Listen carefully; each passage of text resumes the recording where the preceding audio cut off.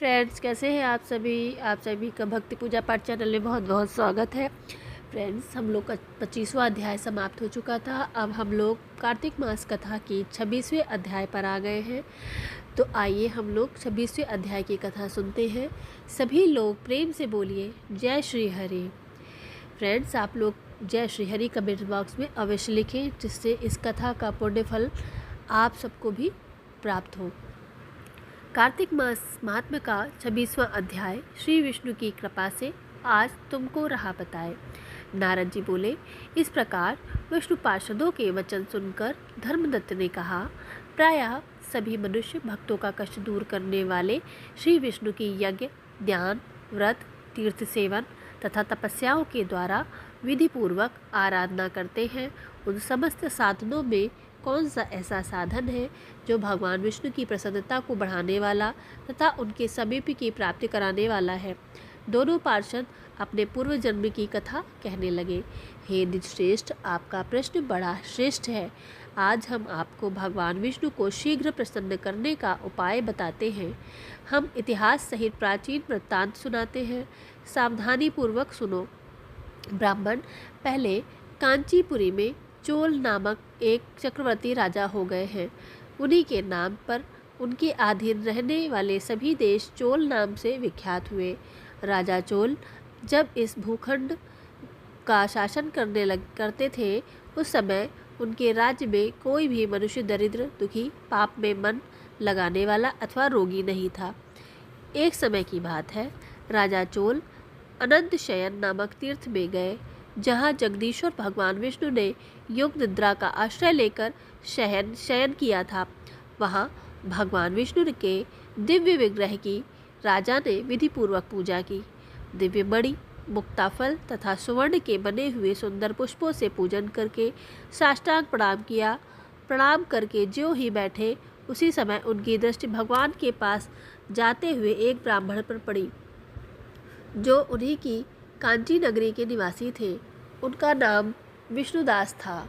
उन्होंने भगवान की पूजा के लिए अपने हाथ में तुलसी दल और जल ले रखा था।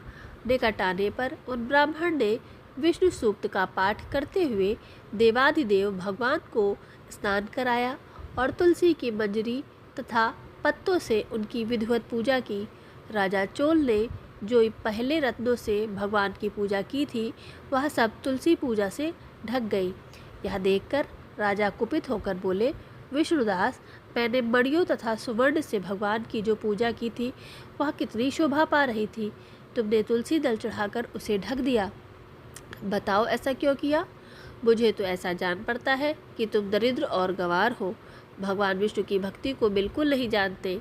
राजा की यह बात सुनकर द्विजश्रेष्ठ विष्णुदास ने कहा, राजन, आपको भक्ति का कुछ भी पता नहीं है।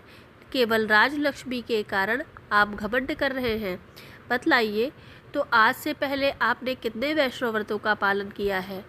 तब नृपश्रेष्ठ चोल ने हंसते हुए कहा, तुम तो दरिद्र और निर्धन हो, तुम्हारी भगवान विष्णु में भक्ति ही कितनी है।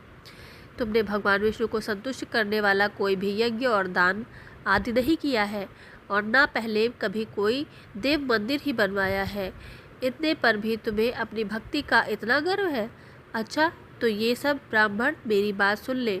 भगवान विष्णु के दर्शन पहले मैं करता हूँ, यह ब्राह्मण। इस बात को आप सब लोग देखें, फिर हम दोनों में से किसकी भक्ति कैसी है, यह सब लोग स्वतः ही जान लेंगे। ऐसा कहकर राजा अपने राजभवन को चले गए। वहाँ उन्होंने महर्षि मुग्दल को आचार्य बनाकर वैष्णव यज्ञ प्रारंभ किया। उधर सदैव भगवान विष्णु को प्रसन्न करने वाले शास्त्रोक्त नियमों में तत्पर विष्णुदास भी व्रत का पालन करते हुए वही भगवान विष्णु के मंदिर में टिक गए। उन्होंने माघ और कार्तिक के उत्तम व्रत का अनुष्ठान किया, तुलसी वन की रक्षा की, एकादशी को द्वादशाक्षर मंत्र का जाप, नृत्य, संगीत तथा मंगलमय आयोजनों के साथ प्रतिदिन षोडशोपचार से भगवान विष्णु की पूजा आदि नियमों का आचरण किया। वे प्रतिदिन चलते फिरते और सोते हर समय भगवान विष्णु का स्मरण किया करते। उनकी दृष्टि सर्वत्र सम हो गई थी। वे सब प्राणियों के भीतर एकमात्र भगवान विष्णु को ही देखते थे। इस प्रकार राजा चोल और विष्णुदास दोनों ही भगवान लक्ष्मीपति की आराधना में संलग्न थे। दोनों ही अपने अपने व्रत में स्थित रहते थे और दोनों की ही संपूर्ण इंद्रियां तथा समस्त कर्म भगवान विष्णु को ही समर्पित हो चुके थे। इस अवस्था में उन दोनों ने दीर्घ काल व्यतीत किया। दोस्तों, इसी के साथ 26वां अध्याय समाप्त होता है। आगे की कथा 27वें अध्याय में है। आप सभी लोग आगे की कथा को सुनने के लिए बेल बटन को प्रेस करिएगा और जिसमें आगे की नोटिफिकेशन आपको मिले, और चैनल को लाइक और सब्सक्राइब जरूर करिएगा। कमेंट बॉक्स में जय श्री हरि अवश्य लिखें। धन्यवाद।